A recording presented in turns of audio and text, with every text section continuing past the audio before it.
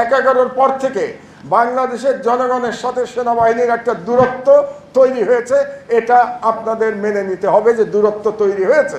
এই দাবি তুলছে কেবলমাত্র পরিষ্কারভাবে ছাত্রদের দল এনসিপি, আওয়ামী লীগ এবং আওয়ামী লীগ নিষিদ্ধের দাবি তারা তুলছে পরিষ্কারভাবে, কিন্তু বিএনপি এবং জামাত এই প্রসঙ্গে এখনো পরিষ্কার কোনো বক্তব্য দেয় নাই। আমি ছাত্রদের দলের উদ্দেশ্যে বলবো যে সারা মানুষের মধ্যে যদি ঐক্য না হয় তাহলে এমন কোনো দাবি বাস্তবায়ন করা কঠিন।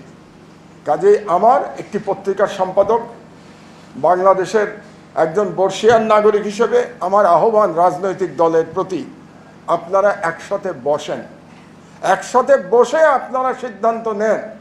কারণ ঐক্যবদ্ধ সিদ্ধান্ত ছাড়া আমরা এই ফ্যাসিবাদের কবর রচনা করতে পারবো না। এই ফ্যাসিবাদের কবর রচনা করতে গিয়ে যদি আমাদের মধ্যে বিভাজন তৈরি হয় তাহলে ফ্যাসিবাদের পুনরুত্থানের সুযোগ তৈরি হবে।